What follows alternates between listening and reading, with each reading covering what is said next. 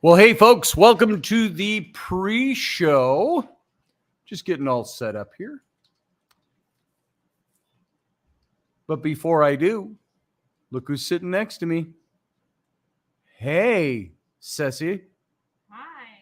Hi, how you doing? I'm doing. How you doing? I'm doing. Have I turned you on now? No. Okay, then I'm going to turn you off. Too late. Too late. Already done.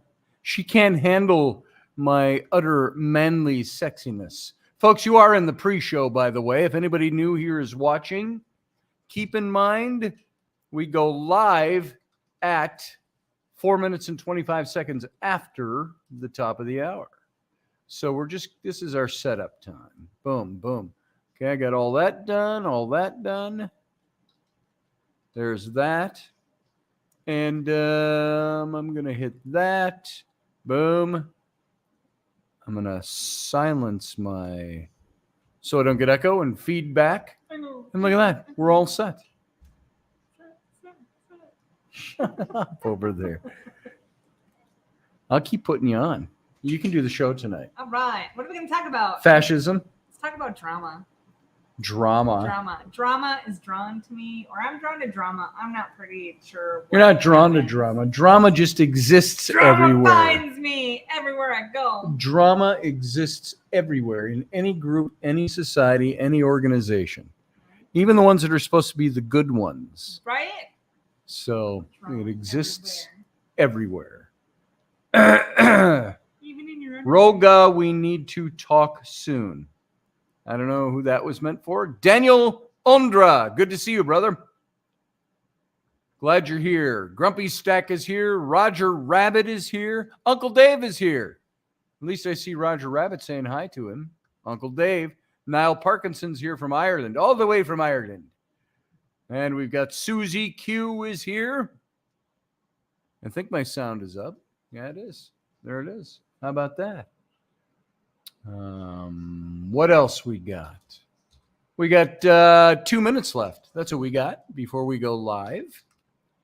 We're going to do, I think, an interesting show tonight. I'm going to make sure I got all my junk set up. Close.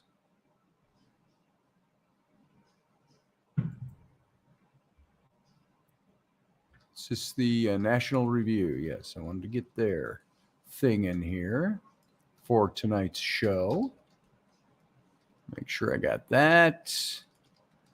Bada boom. Bada bing. Boom, boom, boom. There's that.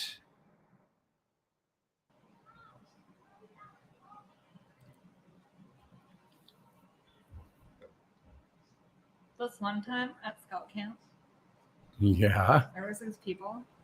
Yes. And there was lots of drama. Oh, at Scout Camp, Scout meetings, there's lots of drama. Lots of drama. So welcome to everybody. This is the pre-show. If you all don't know that already, there's my beautiful wife, Rainey. Hi. How you doing? I'm doing Good. I just had spaghetti. I'm good. I wish I'd known she made spaghetti up there and I didn't know it. It has. And then she went out to her meeting. It has been made since before the meeting, and it all. See, I didn't even know. I smelled something upstairs, but I didn't know. Oh, look at that! Look at that! We've only got a few seconds. I walked in and it smelled Folks, like pee and cigarettes. Blah blah blah. Yeah, that's what the house smells like. We thought we got it all. Okay, folks, I'm going dark. We'll be right back. Bye. Stand by.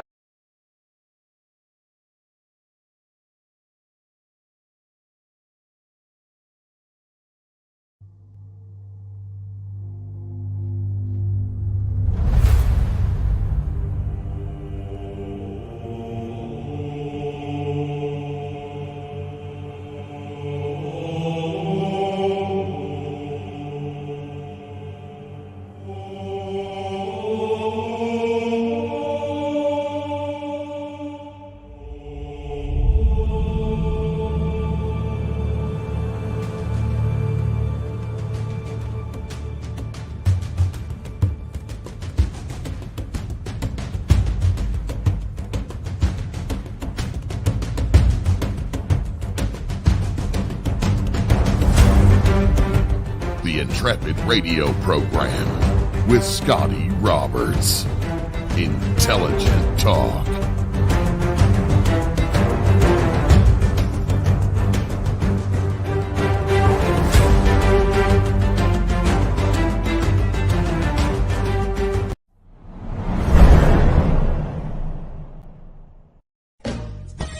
Are you looking for a really awesome and amazing graphic designer? How about an illustrator or a photographer? This is Rainey Roberts, and I wanted to tell you how you can get my designer, illustrator husband, Scotty Roberts, to work for you on your project.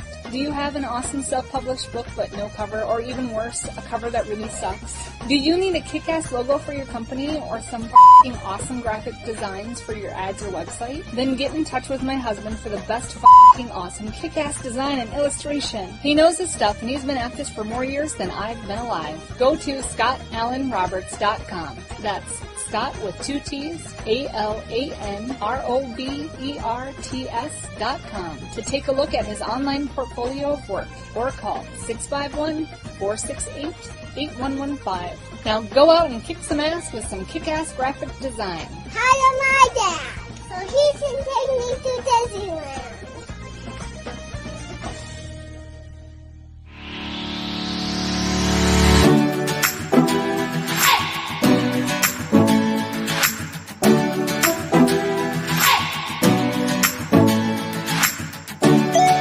You're listening to the Intrepid radio program with Scotty Roberts. Intelligent talk.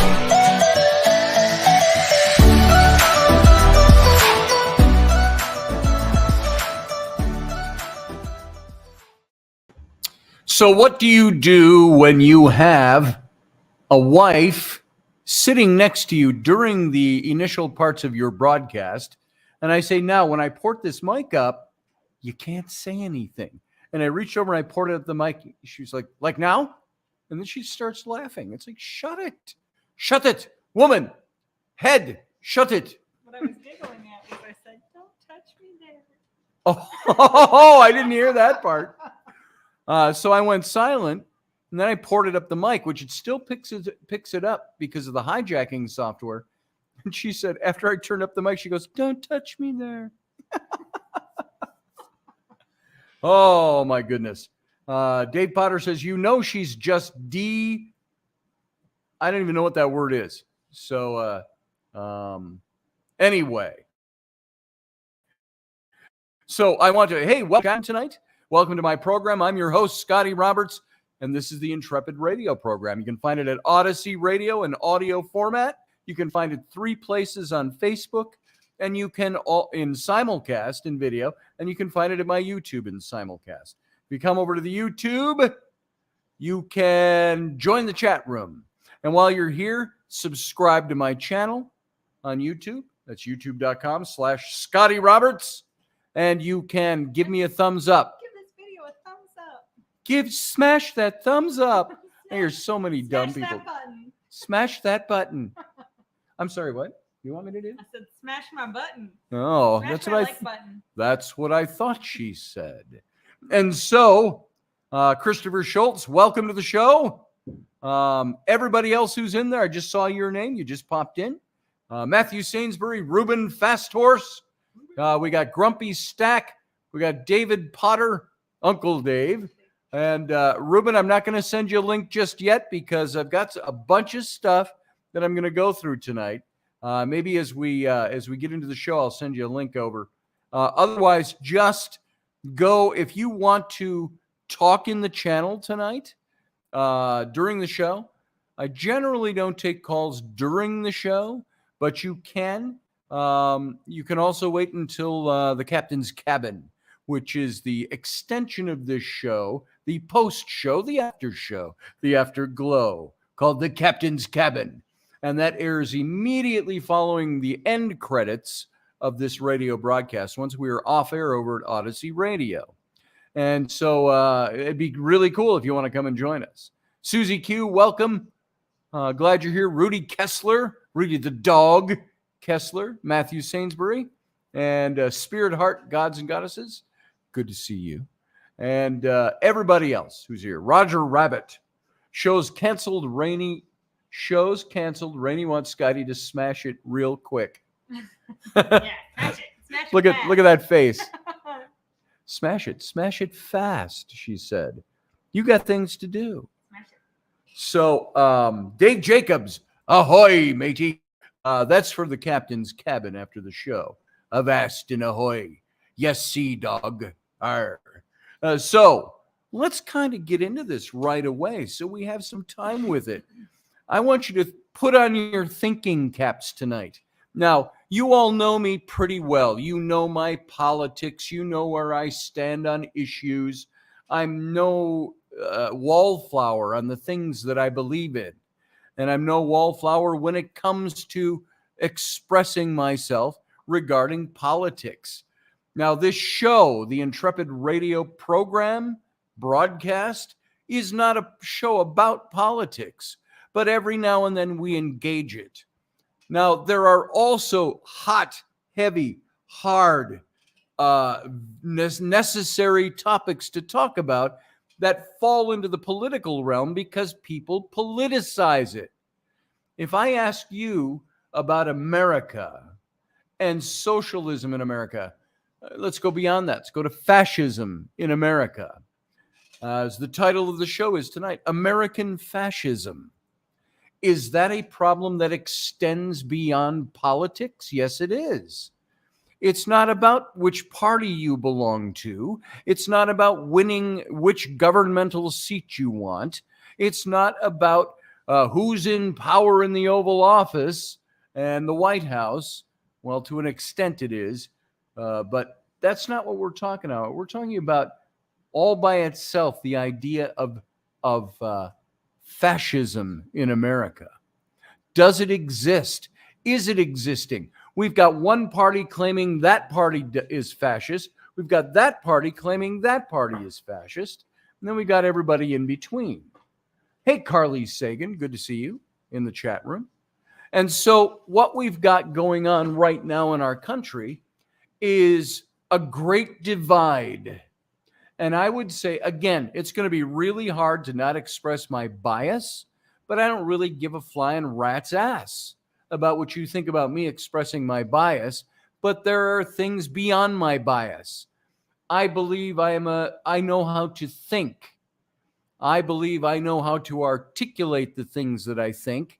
And when I get screwed up in that, I'll tell you, I'm kind of screwed up on that. I got to look more up on that. But I know how to think beyond what I'm being fed. I know how to think beyond the narrative, no matter what party is feeding me the narrative. Now, I tend and I trend toward Republican, even though I am not a Republican. Why do I do that? And this is just a little background on how I'm approaching this topic tonight. I'm a conservative. I'm a small L libertarian conservative. I'm a constitutionalist. I believe in the Constitution as our founding document and that it holds sway today. Look at countries that don't have constitutions, and you're looking at countries like Venezuela. We hear Venezuela used a lot as the example of what you get when you have fascism, when you have socialism, you have blah, blah, blah, et cetera, down the line. So my position in life, and I've never been quiet about this, is that I am a conservative, probably a small c conservative, because there are things that I adhere to that are not conservative values. And those values are things that I will stick to. And they are things like, I don't toe the party line on abortion. Now, I'm not pro-abortion, but I believe abortion is necessary in some cases. I believe that it's a choice, but I also believe that it is not something that is under the purview of the federal government. So that's just as an example. Those are the kinds of things where I would break a little bit from the conservatives. Would I ever vote for somebody that's not a Republican? Yeah, I would. I haven't yet. I haven't found anybody that I adhere to their ideology better on the other side of the table. So I tend to vote a lot of Republican. I would vote for the smaller parties and the lesser candidates, but you know what happens with that? The two parties dominate. And so when you vote and you want somebody different in, you're going to get usually the person you don't want in office. So I tend to have to say there are things I have to suck it up on and say I don't always agree with everything with that person or that party stance. But if I don't vote that way, whatever given party, you might find yourself in the same position from the other way around. If I don't vote that way, then the other party gets in, which is doing worse things, in my opinion. So that's a little bit of a background for me. Now, we hear a lot about fascism these days. We had before President Biden, I will give him the respect he deserves.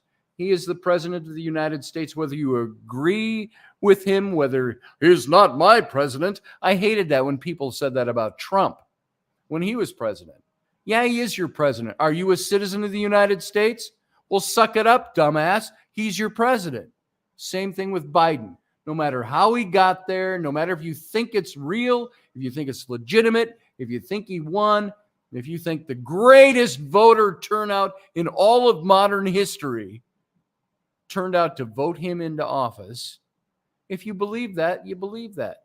If you don't believe that, if you were the other half of the country that said, no, I don't want him in, he's still your president. So there you go. This is all, the president is there. What did the president do a couple of weeks ago? He gave a speech that he entitled, well, somebody entitled it for him, I'm sure, The Soul of America. And I said right from the beginning, I said, this will be interesting. I wasn't going to listen to it, though. I wasn't going to give it my primetime numbers. I heard it the next day in retrospect. And the soul of America was anything but mentioned in that speech. That speech that we saw was one political ideological party's campaign speech for the midterm elections. When you're talking about the soul of America, he wasn't talking about the soul of America. He was talking about the soul of the Democratic Party. And that's as far as I can see that. And I say that without bias because it wasn't about America. It was about the Democratic or his handler's view of who was the bad guy in our country. The guy they've been trying to sink for the last 7 years. Since the day he came down the escalator in Trump Tower, Donald Trump, they've been trying to sink him forever. And the problem is they can't make anything stick. Why? Not because he's the Teflon president, but because none of it that they're accusing him of is actually real. That's the problem. Now, you might disagree with me on that. You're welcome to disagree. I'd even debate you on that issue. But that's the position. When we heard that speech, I said, this is nothing but an anti-Trump rally housed in a Democratic campaign speech. And so that's how I took that speech. Now, Biden said some decent things in that speech until he turned it on half of the nation. Now, he will say that when he talked about Trump Republicans, or I'm sorry, MAGA Trumpers, that's all he was referring to. And that is not the case. Now, he even clarified. He had to go back and clarify it. That's not who I'm talking about. But he was talking about anybody who is a MAGA Republican was a person who voted for Trump in the last election, the last two elections. So everybody, that's 74 million people who voted for Trump, they're all MAGA Trumpers. Unless you're redefining it the same way that the Biden administration has redefined the word recession, redefined the word inflation, redefined everything else. So once again, you're going to see some of my political ideology slip through here. I want to present a case on fascism. And fascism in America. Is America leaning fascist? Is America becoming fascist? That is a big question. Now, my first answer would say, I would say no. There's too much government right now. There's too many tendrils out there for it to be fascist. You would have to have a totalitarian leader and a totalitarian. And I got to tell you something. I don't know where in hell what bunghole they sucked this garbage out of for people that said Trump was totalitarian and fascist. It's absolutely not true. You would have to show me what he did and demonstrate to me what that president ever did to lead us toward a totalitarian government. It never happened. Trump was for small government. Trump was for a government that did not intrude. Trump was for the country succeeding. And you know what? People say, well, he questioned the election. He's a fascist. Well, you know what? Hillary Clinton questioned the election with him. Biden questioned elections. Midterm elections have been questioned by all sides and all parties. The 2016 election was questioned. Trump couldn't possibly have won, and Hillary never let that go. Was she called a fascist and a totalitarian? No. What Trump did was he followed the rules. Protest when you believe that there was a corrupt election is allowed. Guess what, folks? It's allowed. If nothing else, through free speech. Trump did not lead an insurrection or try to lead an insurrection on January 6th. That's the biggest hawk of bullshit I have endured for the last 2 years. But that's what the left camps on. That's their campaigning point. And why do you think the raid at Mar-a-Lago? All of that. This is all things, all of these things you are seeing is what fascist totalitarian regimes do to their opposition. They attempt to silence them. So I got a few things I want you to take a look at with me tonight. And one of them is I'm going to take a look at this article that came out in the National Review, and it's entitled "A Clear and Present Danger." President Biden isn't taking on the Trumpists' illiberalism. He's imitating it, at least what they call the liberal, the fascism of Trump. And so will the real semi-fascists please stand up, is my question. Now, there are some people that believe Trump was a fascist, or at least in those leanings, he had those directions that he was going.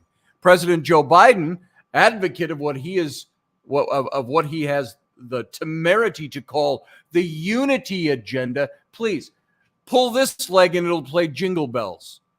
I don't see President Biden as being the great unifier at all. He is the unifier as long as you agree with him and his party. At least that's what his handlers are doing.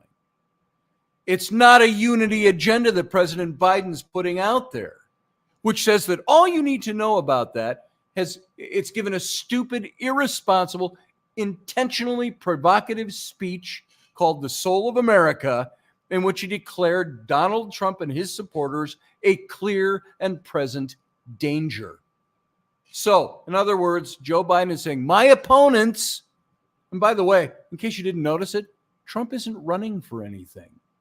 He hasn't declared a presidency run. Trump isn't in office anymore. So who's he talking about? Who's Joe Biden's opponents? The Americans that support him, that support Trump. He's called them a clear and present danger to the United States, having earlier described them as practitioners of semi-fascism. Of course, the Trump movement, some will say, is semi-fascist. Now, I'll give you an idea of why they come to these terms. For many of its most enthusiastic foot soldiers and lieutenants, you could strike the semi a little bit.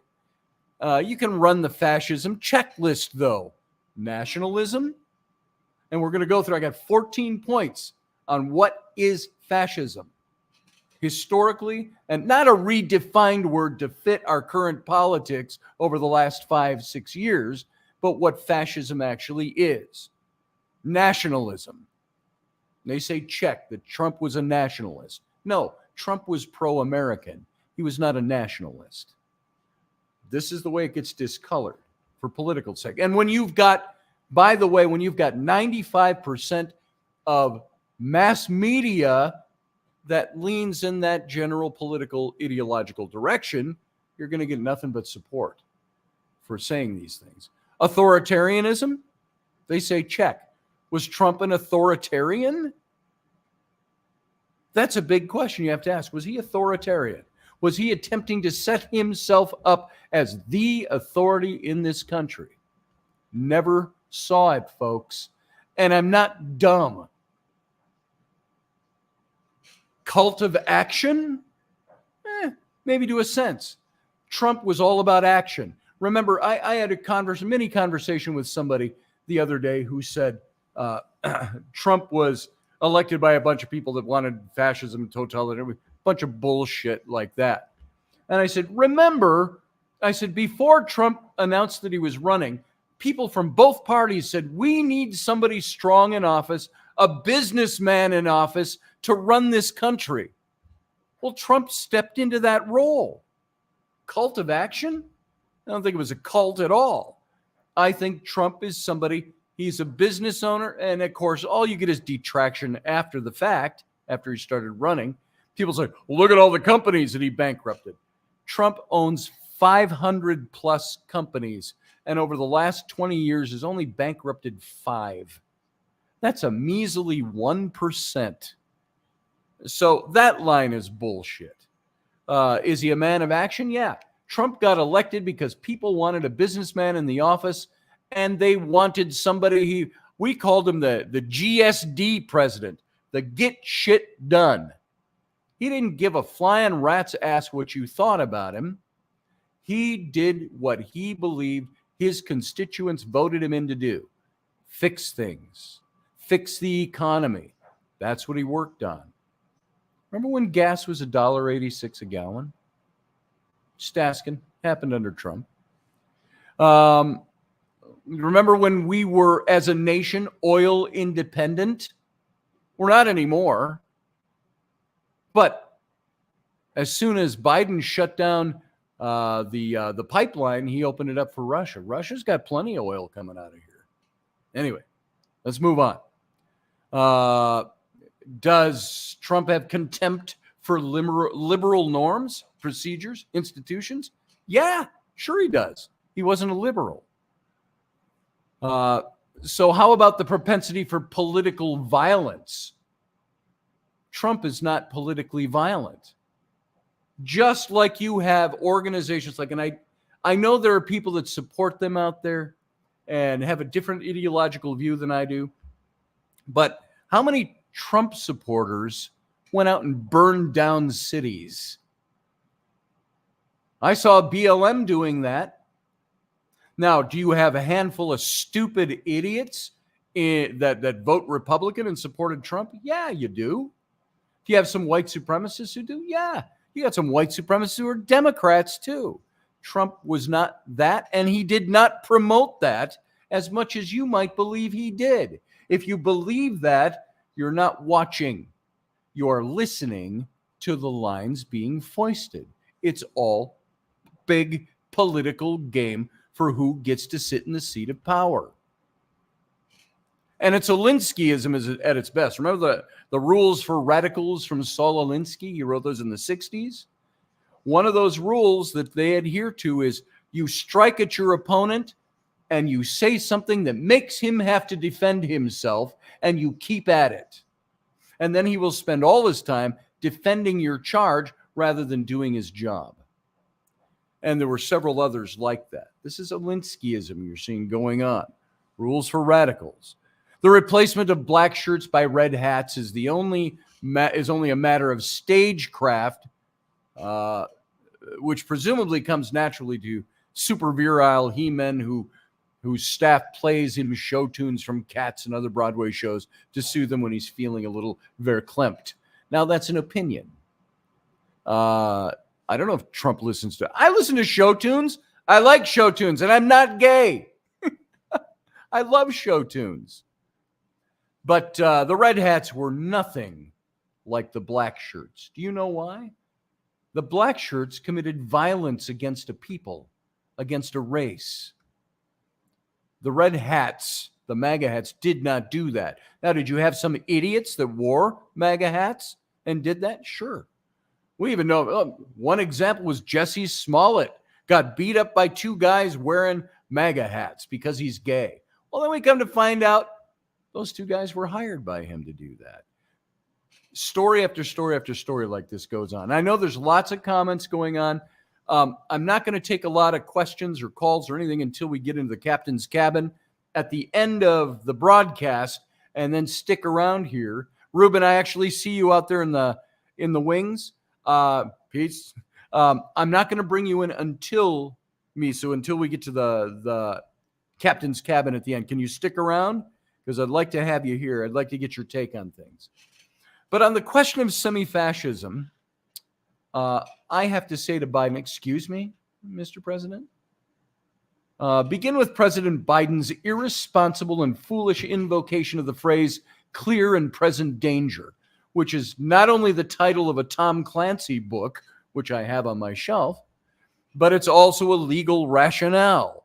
It's one that's invoked in order to permit the federal government to abrogate American civil rights in the face of a public emergency. Clear and present danger. It's a doctrine that's been cited in order to permit the state to imprison war protesters and even war critics. The phrase clear and present danger comes to us from Oliver Wendell Holmes Jr. and the Schenck decision, which also gave us the nonsense about shouting fire in a crowded theater. In Schenck, I'm sorry, I mispronounced it. War protesters were distributing flyers advising draftees of their opinions for resisting induction into the military. And for this, they were jailed, ultimately with the blessing of the Supreme Court. Now, the notion that the state or some political messiah not yet in control of the state must act through some extraordinary means to meet an extraordinary threat to the political order is not limited to fascism per se. It's the tenet of Streitbar Demokratie. It's a general European principle of German origin. You couldn't tell by the words, unless I mispronounced my German. Schnell and all of that. That's where I should have Ruben on. He knows German. But under which illiberal and anti-democratic actions are permitted to the state when deemed necessary to address fundamental threats to liberalism and democracy themselves. This is the principle under which Germany, this whole clear and present danger, it's the principle under which Germany prohibits certain political parties from competing in elections, and under which Austria criminalizes the sale of certain books. The laws against so-called hate speech in Canada and elsewhere are based on this similar rationale, with Canadians' civil rights being subject to such reasonable limits prescribed by law as can be demonstrably justified in a free and democratic society. So a classic fascist strategy is provoking or simply inventing. Using a strategy of calling somebody semi-fascist or fascist it's a political game. It's meant to provoke or to invent an existential emergency in order to justify suppressing political enemies on national security grounds.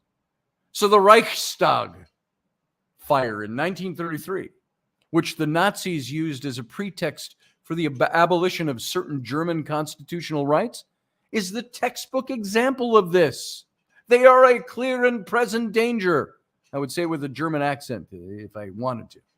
It's an exaggerated crisis is not an invented and exaggerated crisis is not the only brick in the wall of fascism. Sometimes an invented or exaggerated crisis is merely an instrument of bad and destructive policy, such as the so-called war on drugs. Who started that? Wasn't it Bush, the war on drugs? There's a world of difference, though, between Reichstag fire and reefer madness. I got to tell you. Now, if Biden were trying to provoke the Trumpists, and I assume that he is, though they don't seem to require much in the way of provocation, at least the extremists don't, this would be the way to do it. But you know what I've seen from most Trump Republicans? Oh, what a load of hooey that is. And they move on. You got better things to do than respond to that. This would be the way to do it. To have the president spelling out a constitutional rationale for the suppression of civil liberties, while Mark Zuckerberg's explaining how the FBI leaned on his company to suppress New York Post reporting inconvenient to the Biden campaign, Democratic politicians work to drive Fox News off the air and abuse their powers to criminalize political disagreement. The IRS engages in retaliation against Democratic political opponents. Republican opponents, too, if you remember during the Obama administration. That was a big problem. It's grossly irresponsible, even by contemporary Democratic standards. So Biden isn't taking on the Trumpists. He's imitating what he believes they are. There's a real urgent crisis in the assault on the legitimacy of American elections. And that assault is bipartisan. Trump wasn't the first guy to come out and say, I challenge this election, and my specialists have found all kinds of problems with the election, and we want these addressed. Why do you think over 500,000, for those of you who don't count very well, that's over 500,000 people showed up on the Capitol steps on January 6th. It was to protest the certifying of the election because they said there is too much information out here to certify it, that was a bad election. There were too many problems. That was their case. Now you had a handful of zealot idiots who got into the Capitol. One of them wearing a Horned Viking helmet and shouting out Horned Viking cries and carrying the flag. Another one picking up a podium and setting it down in the middle of the rotunda. Oh, but then you've got your super extremists who are breaking windows, smashing things, any reason to riot. Still, January 6th was nothing like watching the burning of my own city by BLM supporters in a, what did the news media call it and the left call it? Oh, it was peaceful protesting. No, it wasn't. And I got to tell you, that neighborhood that got burned down was right smack, almost ground zero to what used to be my own neighborhood. I had my own company in one of the buildings there in uptown Minneapolis. Just a couple of blocks up the street is the Lynn Lake district. I was at Hennepin and Lake. They were at Lyndale and Lake. And it was where this all took place. Over, what did they say? Over 150 businesses were burned to the ground. Why? Because BLM is protesting. But that's okay, because they have a woke cause, is what we were told. Moving on from that, there's a real urgent crisis in the assault of the legitimacy of American elections. And the assault is on both sides. The Democrats, having rejected the legitimacy of the 2000 election and the legitimacy of the 2016 election, even if they did so without the drama that the Republicans managed. And I don't say it's the Republicans. I have to change that. It's not the Republicans who managed the drama on January 6th. They protested peacefully. How many of those 500,000 people stormed the Capitol? How many of them burned down Washington, D.C.? How many of those people did anything other than come to the Capitol to express their protest at the election not being looked at closer? Oh, you know what? I'm going against the narrative right now, aren't I? The narrative would tell you something very different. That's the narrative they want you to believe. There are extremists everywhere. There's also the ongoing issue of the Democratic disinclination to stem the actual election fraud that persists in their rotten boroughs, in their own home districts. From Philadelphia to Mexico, Texas, President Biden, rather than address any of these concerns in a substantive way, is merely making things worse, hoping to intensify the atmosphere of the crisis in order to benefit politically from it, especially right now in the midterms, which are 6 weeks away. Fascism adjacent language comes naturally to American politicians for some ungodly reason. President Biden's recent proclamation that without unity, there's no peace is straight up axe in a bundle of reeds bullshit. It's volkish. It's nonsense. It's pop cultural bullshit. And it's mostly, as is mostly, all the unity talk. You tell me one thing Biden has done since he's been president to unify this nation. He's not doing it. The superstition that the state is the nation, that's the source or instrument of our identity as a people, and that the chief executive of the national government is a provider or a guarantor of national meaning or unity or some other metaphysical good. That's the very foundation of fascism. And I want to look at it, I want to shake him and go, don't you know this? Have you never been educated? Do you know nothing of history? The very foundation of fascism is that the government is a provider or guarantor of national meaning or unity or some other metaphysical good.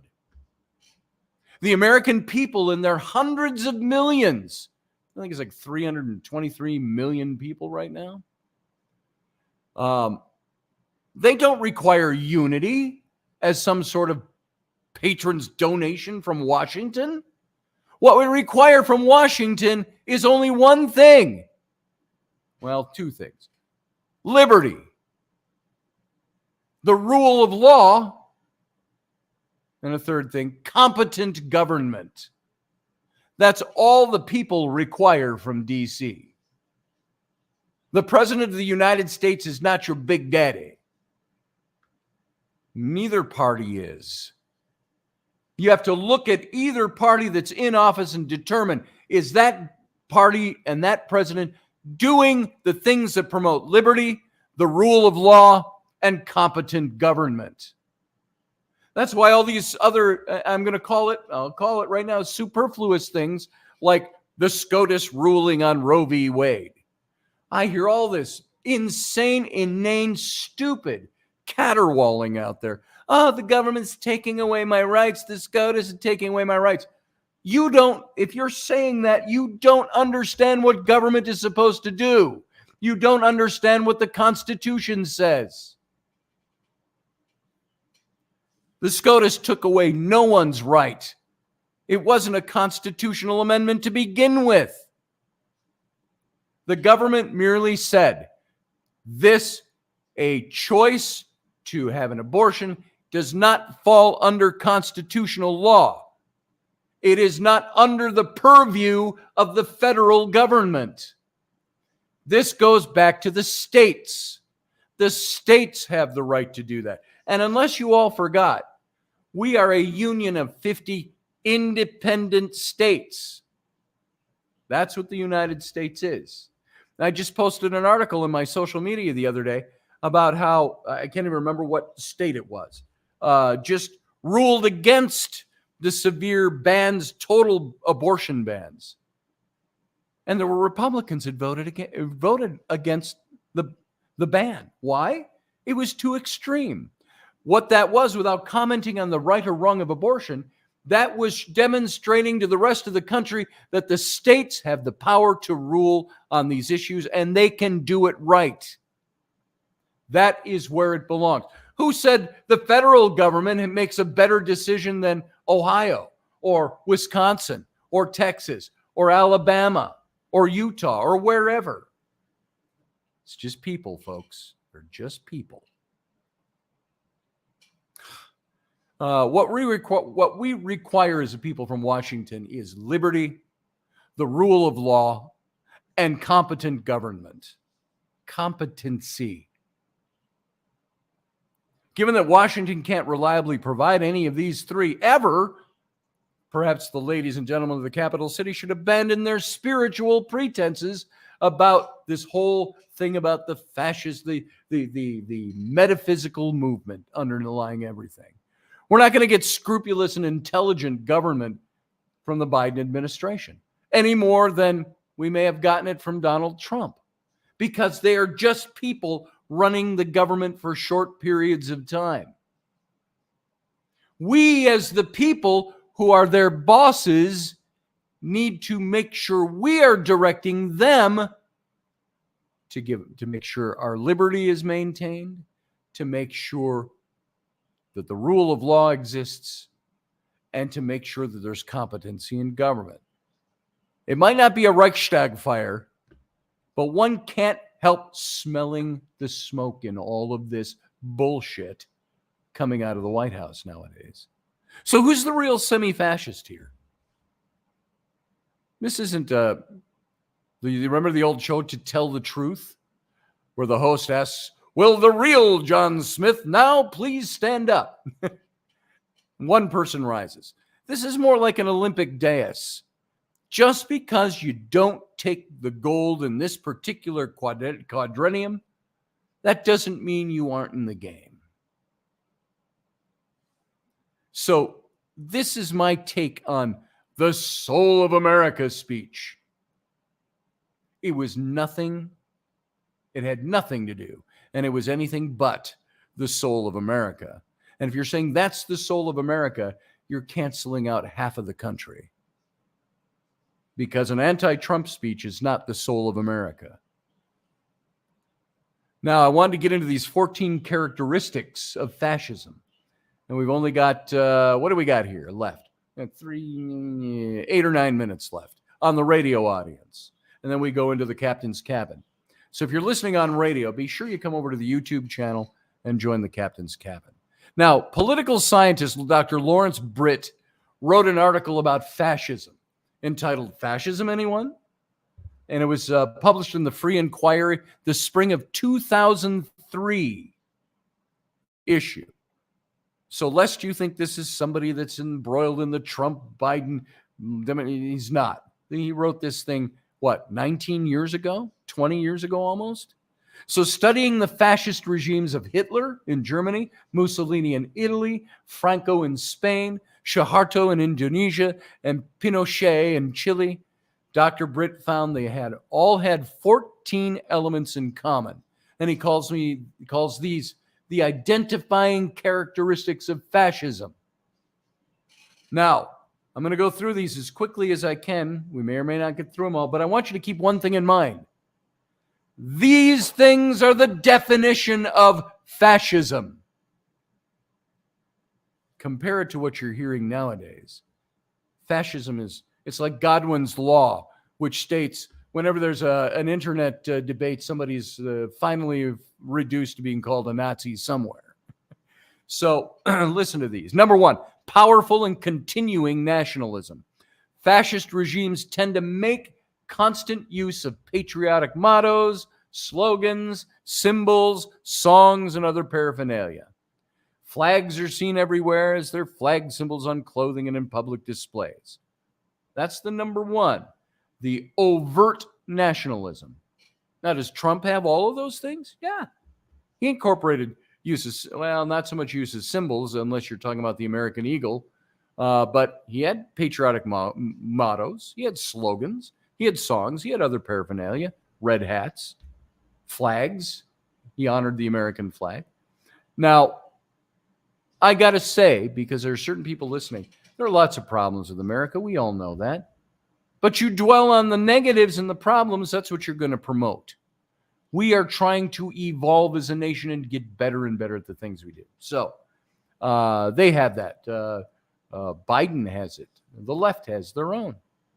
Some of them cross over. Number two, disdain for the recognition of human rights.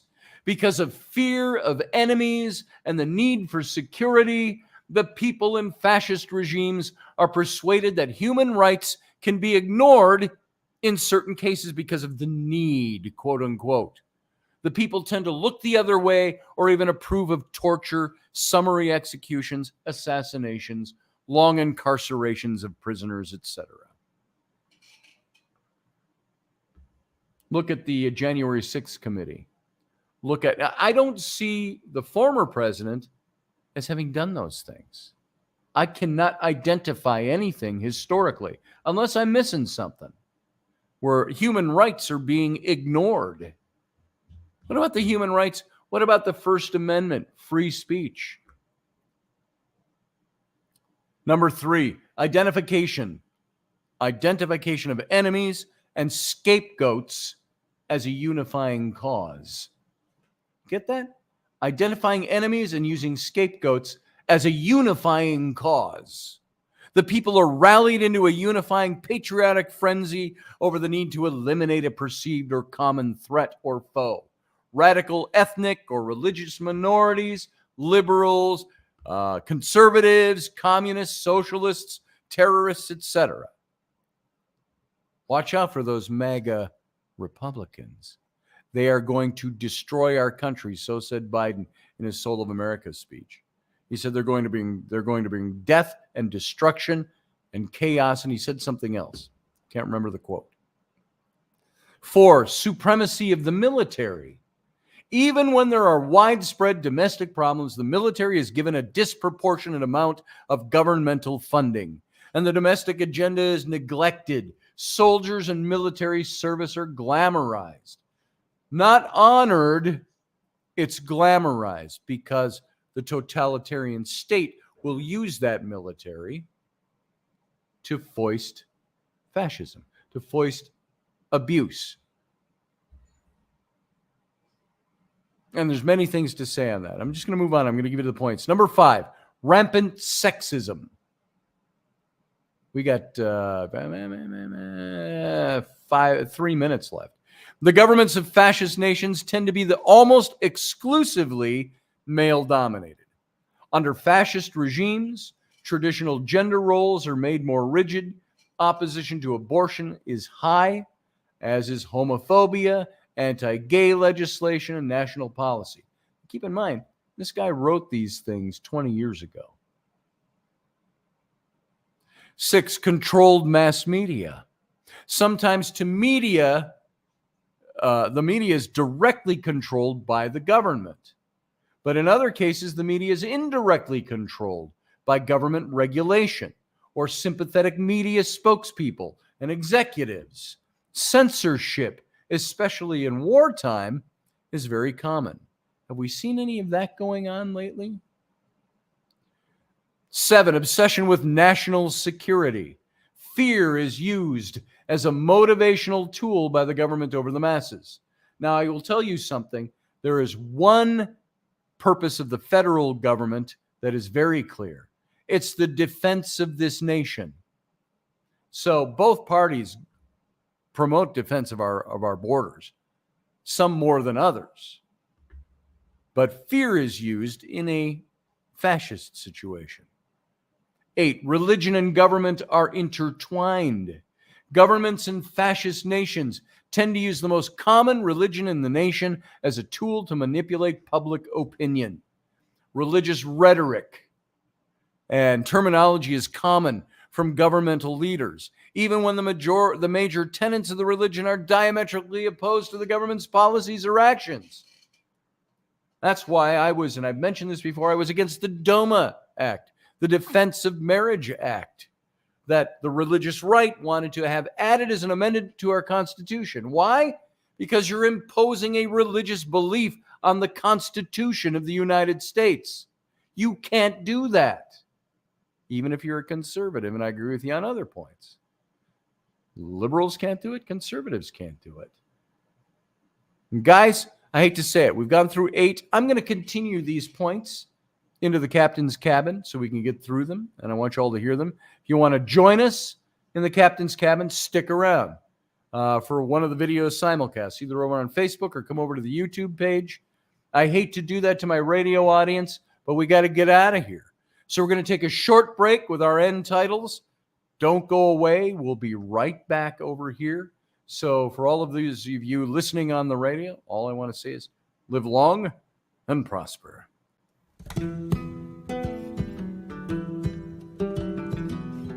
Join us every weeknight at 9 p.m. Central Standard Time, 10 p.m. Eastern. The Intrepid Radio Program, a Scotty Roberts Productions broadcast.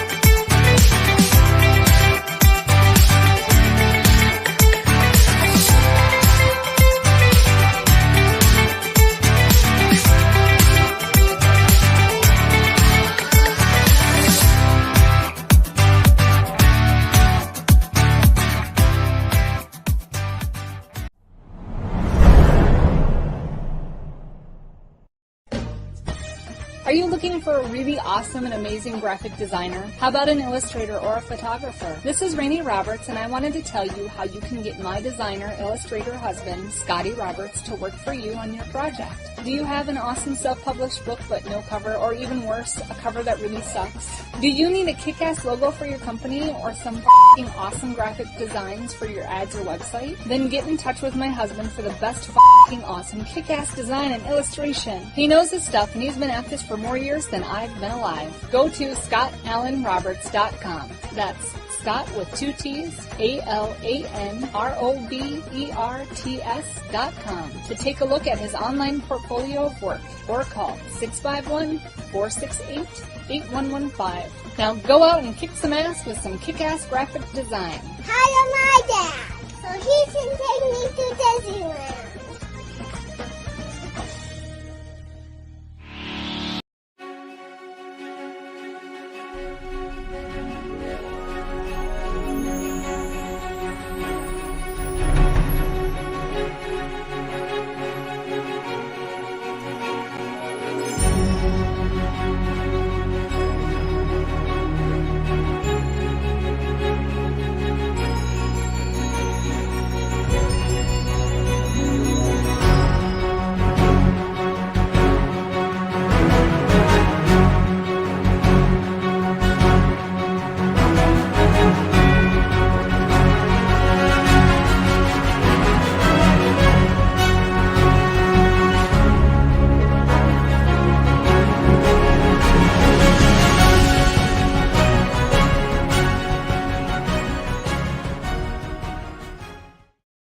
Hey, welcome back, everybody.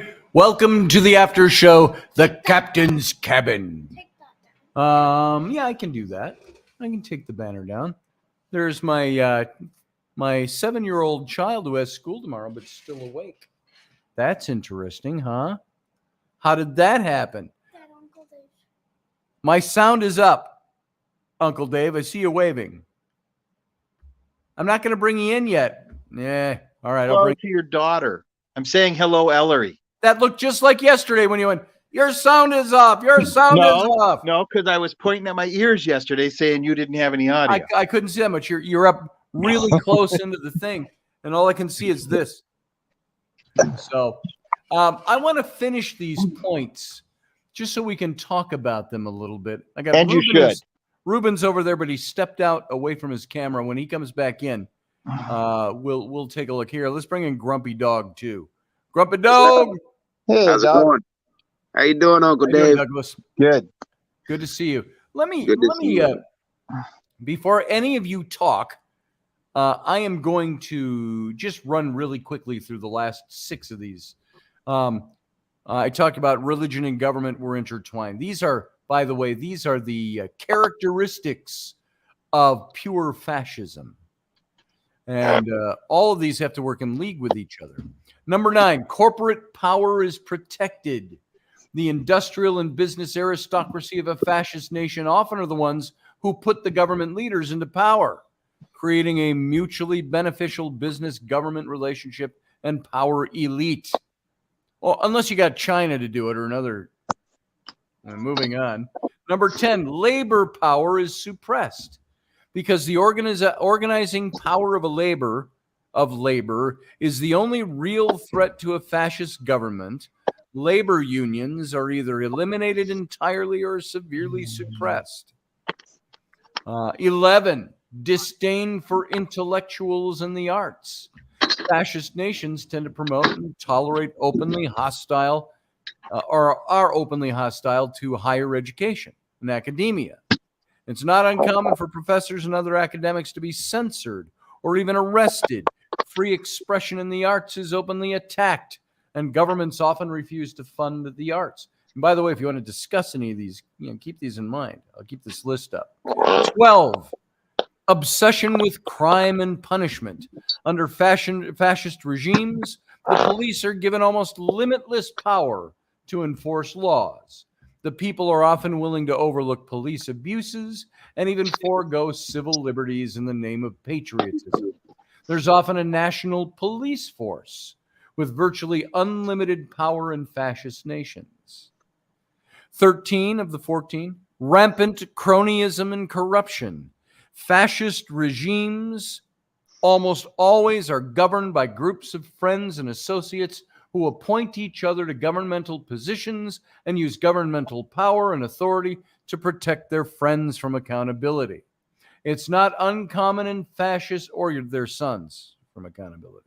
It's not uncommon in fascist regimes for national resources and even treasures to be appropriated or even outright stolen by government leaders. And the last one, fraudulent elections. Sometimes elections in fascist nations are a complete sham. Other times elections are manipulated by smear campaigns against or even assassination of character or physical body of their opposition candidates. Use of legislation to control voting numbers or political district boundaries and manipulation of the media. Fascist nations also typically use their judiciaries to manipulate or control elections. There's the 14 points written 20 years ago about characteristics of fascism. I'm going to bring Ruben in finally, who's been very patient, sitting out there waiting for, I think he fell asleep. Oh, there he is. I thought you were sleeping. You froze with your eyes closed. So yeah, welcome. that's because I look Chinese, but I'm not. There it is. You know, you Indians and Chinese, I can't tell any of you apart. And you white guys all look alike. So yeah, don't we know? Doug and I, spitting image. It's true. You Hey, can't tell if Grumpy you're Dog. from Kansas or from New York. It's hard to tell. and Dave Yeah, it's Potter. really hard. God love you. God keep you, Dave Potter. And Grumpy Dog. Cheers, How you mate. doing? Cheers. I just, Doug. I'm listening to you, and what I love about Scotty is that we disagree in many, many ways. I'm democratic. I'm a Dem. Mhm. I don't like Trump. I'm Lakota Sioux Indian, so Native Americans are very anti-American because what happened to us. Hawaiians, Samoans, all these Alaskans, Inuits, the Native people don't like the American government because of what has happened to them. So I just want to say something, what I found I'm not putting anybody down. I'm not judging anybody like Scotty is. That's what I love about Scotty is he voices his opinions and he lets everybody voice it. So I'm going to voice mine. Fascism definition, a political philosophy movement, or regime, such as that of the fascist, that exalts notion and often race above that stands for centralized autocratic government headed by a dictatorial leader, severe economic and social regimentation, and forcible suppression of oppression. Now, in saying that, I want to quote Gene Roddenberry from Star Trek. The acquisition of wealth should not be the driving force, but the means of our movement of bettering ourselves, Republican or Democratic. We're so lost in our stupidities, our politics. Every man has his opinions, but must listen to the other man, which you do. Women, men or women, we are not wrong and we are not right. We are. And that's the Buddha. That's all I got to say. All right. Thank you, I couldn't have Ruben. said it better. I appreciate that, and I agree with what you said. Mm-hmm. So, Doug, you also came in here to say something. I want to hear what you've got on your mind, because I put you off for a little bit here while I was finishing that list. Well, He no, always does that. I'm used to it. No, I mean I can see in that list, both sides are guilty of all of that. But right now, I don't know. I have a mixed feeling. Now I haven't been paying attention to politics since the election. Sure. And honestly, that Soul of America speech, I haven't heard one word from it. All I saw was pictures and stuff like that. And it's just because what both parties are doing right now is trying to rip us apart. Yes. Whereas we shouldn't be ripped apart. I mean, That's up to us.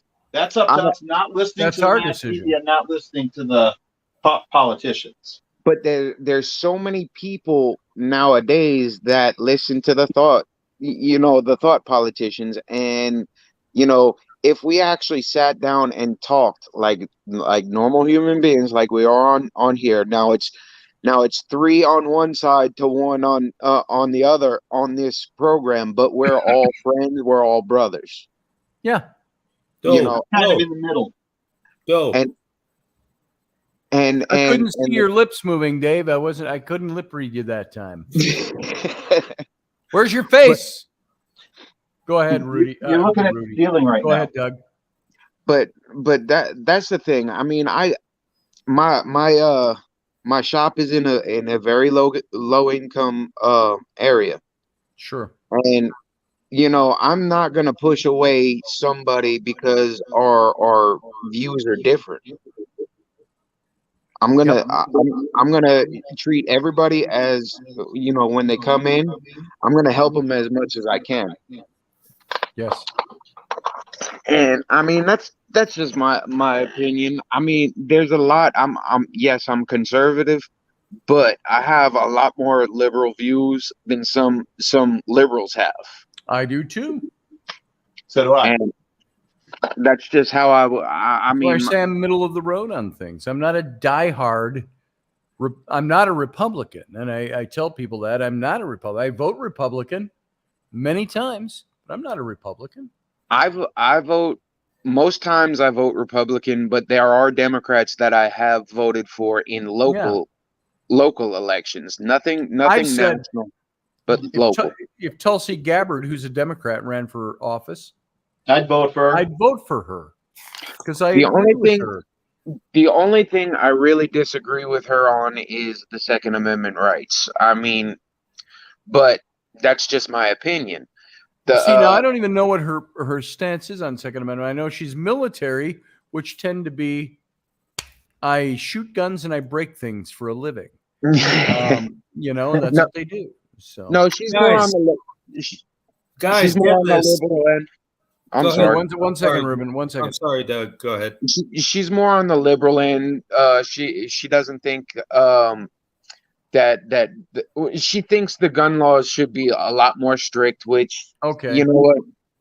But I have heard that from her. at the same time, while Trump was in office, he let the red flag laws go through. So that's Yeah. something I disagree with. But you I know, to disagreed each his with that own. too. You know, I'm just going to just say this, that Native Americans, and I'm Lakota Sioux from the Standing Rock Sioux Reservation in North and South Dakota. I live in New York, 50 miles north of NYC, Doug. And I've taught You're at not in Kansas anymore. You're not in North Dakota anymore. And I've taught 4 years at NYU in Greenwich Village. And I've taught over in New Zealand, Australia, Germany, England, Canada. Anyway, long story short, I just want to say that I agree. Everybody has their opinion. And I think that's why I love Scotty so much. We've been together for 25 plus years, and he's not Republican. I thought he was. He's not. He's independent. He does his own thing. And you know, don't you tell me what to do. Well, I'm going to close this. I'm just going to say, Doug, that Native Americans don't vote. We never voted because we hate the American government. Why? Obviously, what they do to our people. And so my Susie, who's Jewish, taught me that if you don't give your vote, you give it to the other guy. Mm-hmm. Yeah. And so you got to vote. So I'm pushing for my family to vote. You know, American Indians don't vote. We should, and I think so. You know, That's how you get your voice. Well, Wait, Dave, go Dave, go Dave. I was just going to say you should vote. That's how you get your voice. Yes. If all the Native Americans voted and you started putting Native Americans in office in larger numbers, you'd have a bigger voice in Congress. I would love to see. Now, this is just a personal thing of mine because of the things I believe and the way I stand. If he stood for the issues the way I think he needed to, I'd love to see a Native American run for office, for president. But why shouldn't a Native American run for office? Matthew Sainsbury, you're in here. I didn't see your face, but I got your big M. How you doing, Matthew? Go, Matt. Let's see us. Hey, thanks. See your I face. was interested in the conversations you guys were talking about politics. Still talking about it. Yeah, how things can be. Because what I understand about the Second Amendment of the Constitution is that when the founders drafted it, they did it in a way like if the government becomes tyrannical, the citizens have the right to protect themselves. So that because the British Empire had to come and march and then went to Boston and things like that.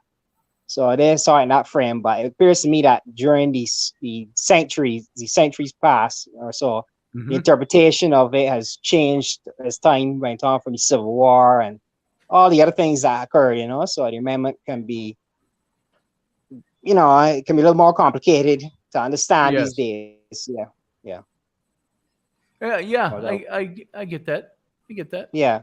Hey, can I break in real quick? Yeah. Would you? Go ahead, Doug. Okay, Ruben, I just wanted to let you know I grew up on Long Island, so I spent 25 years out there. I know how to say all the native names. Massapequa. I'm in New York, so yeah. But what I wanted to say is, honestly, you're right. More. Thank you, Pearl. You should vote more, and for the simple fact that, if I'm not mistaken, that the native people are the poorest in the country. They've been dramatically affected. The poorest place in America, the Pine Ridge Indian Reservation in South Dakota. You're right, Doug. You're right. And, go. The way you've been treated, you guys should get out there and vote, and get out there and have more representation in the government. It's a way to I guess level the playing field, equal the playing field.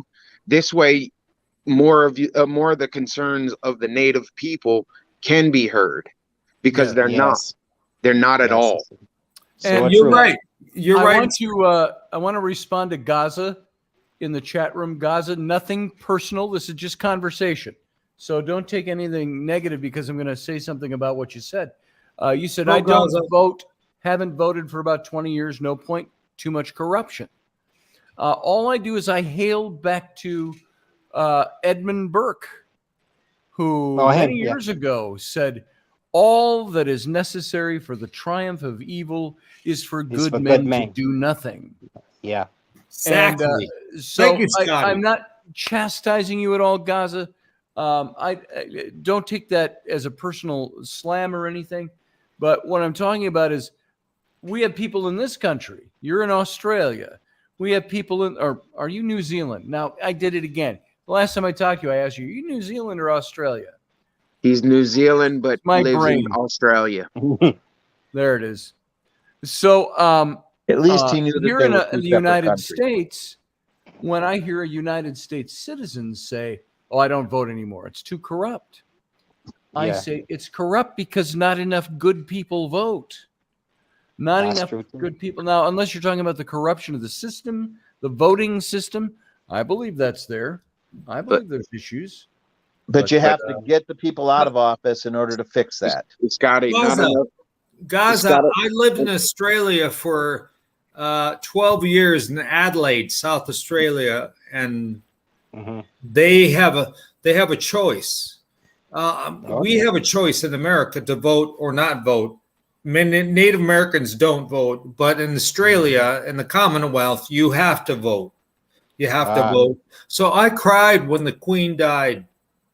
Personally, because I know there are people that have a problem with the Queen. She's and part they of bring my. up everything from the fictional, the reptilian stuff to David. You know what? Yeah, that's not why I said God save the Queen.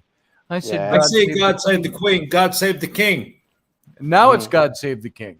The proper way to have said it would have been the Queen is dead. God save the King. I didn't want to say it that way. It sounded too morbid. I said, God save the Queen. Rest in peace. I said, leave it to Scotty. Leave it to Scotty. So Dave, capitalize on that. Yes. In Lodge that night, we had a toast to Her Majesty. Yes. I'm a royalist through and through. And so am I. And so I brought a really good scotch. I poured a round for everyone, and we toasted the Queen, and we toasted the King. God save the King. God save the Queen. And I'm Native American, but I portrayed a Mohawk Scout for Scotty in the 42nd Highland Brigade. Yeah. Okay. And I've been to England. I've married an Australian, the Commonwealth. I was that close becoming Commonwealth myself. So I got mad respect in that way for royalty in that sense. And I'm Dave. I just have to ask you an offhanded question. Take everything you know about the 21st century, the 20th century, and the 19th century. It's gone. You are now living in 1775. Are you a loyalist or are you a son of liberty? He's a loyalist. Wow. Okay, so here's the tough question because my family came over in 1640. So you were already here. We came over during the English Civil War. We Cromwell years. Was your family? Were the Potters loyalists or were they? Were they revolutionaries? I can't think of the. Well, so we fought in the Revolution. My great whatever grandfather, Captain James Potter, was one of Washington's intelligence spies. Wow. Yes, I remember that you telling me that. That's so Washington had intriguing. a lot of spice. Yeah. So, and he had been a ship's captain before that. So, and where do you think you might have stood? Would you have stood with your family, where your family is on that issue?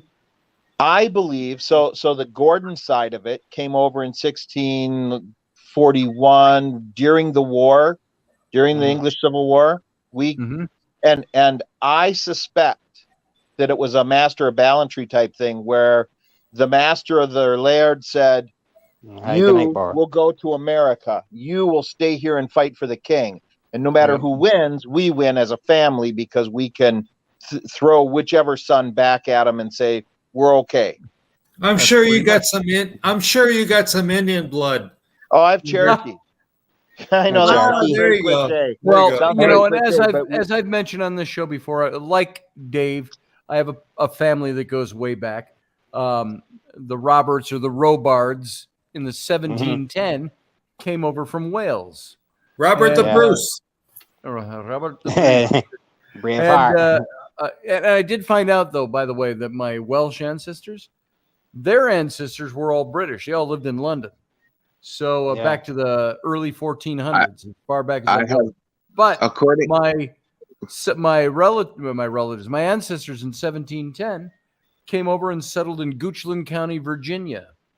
And the 5 grandsons of John Robards who came over, his 5 grandsons all fought for the colonial army. Scotty, one of them, yes. Jay, do you know how to count in Welsh? This is how you count in Welsh. Bah, bah. To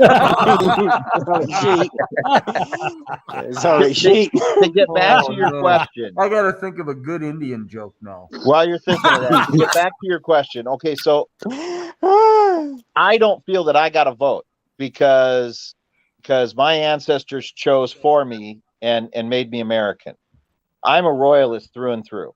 And when I look at our ancestries, which includes dukes and earls and knights, and I can trace it all the way back to Duke of Burgundy, Roland, okay, who was a Viking that settled in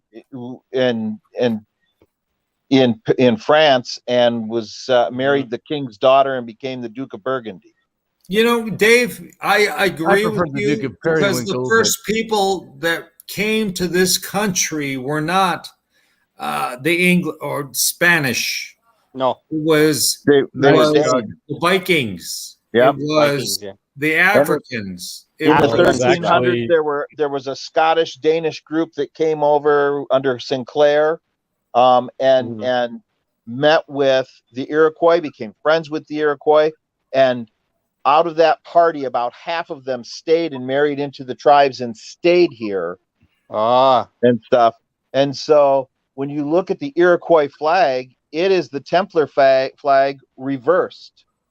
Okay. I want to hear from Matthew, and I want to hear from Professor Bauer in regards to the first discovery of America. Now, because it wasn't. Before you do that, because we were talking a little bit about this, came up a while ago, and I called up these lyrics. I've quoted these before, at least one time in the last couple of years.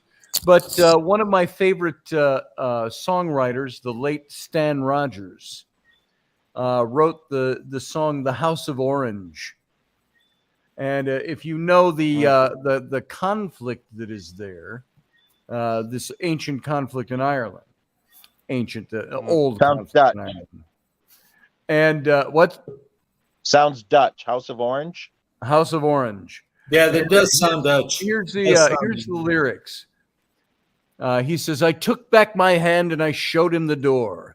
No dollar of mine would I part with this day for fueling the engines of a bloody, cruel war in my forefathers' land far away.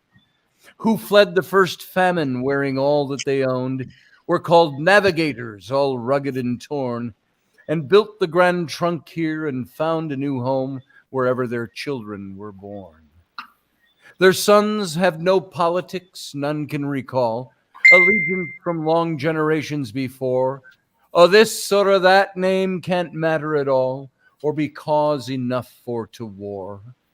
And meanwhile, my babies are safe in their homes, unlike their pale cousins who shiver and cry, while kneecappers nail their poor dads to the floor and teach them to hate and to die. It's those cruel beggars who spurn the fair coin, the peace for their kids they could take at their will. Since the day old King Billy prevailed at the Boyne, they've bombed and they've maimed and they've killed. Now they cry out for money and wail at the door. But home rule or republic, 'tis all of its shame, and a curse for us here who want nothing of war. We're kindred in nothing but name. All rights and all wrongs. I'm sorry, this line always gets me. I always think I can go through it when I'm quoting Thank you. All Thank you. rights and all Yeah. wrongs have long since blown away, for causes are ashes where children lie slain. Yet the damned UDL and the cruel IRA will tomorrow go murdering again. But no penny of mine will I add to the fray. Remember the Boyne, they will cry out in vain. For I've given my heart to the place I was born, and forgiven the whole house of Orange. King Billy and the whole house of Orange. Beautiful. I mean, the words of that song, and you should hear him sing it. Go look that up. The House of Orange by Stan Rogers. I love Lorena McKennitt Yes. McKennitt when she sings. McKennitt, yeah. It's so good. But Professor Bauer, do you have something to spin on Yeah. that? No, I can't imagine you just came in here to listen. I said the same thing as Dave. I love Professor Bauer. He's just like enlightening. So it's great. Hit it. Well, I appreciate that. And which part you guys were talking about? I think, Ruben, you were asking about the discovery of America. America, yeah. Yeah. So as usual, I start with the linguistic side of it and go, well, what does discovery mean? Is it even the right word? Right. Is in the context of the Western narrative of history and civilization, that's where it's being used for, the Spaniards and the Portuguese and all of that. But the evidence that I've seen, to me, indicates that probably there was probably more infiltration, if you will, or moving into the North American section that we call United States by Central American civilizations. Okay. Yes. I think that I think there could have been some land bridge stuff, but the majority of what is being looked at as history is got a bunch of flaws and issues that if you just look at them for more than 20 minutes, you can go, well, I think there might be a different answer because apparently the question that was asked ended up with the wrong answer because this answer doesn't make any sense.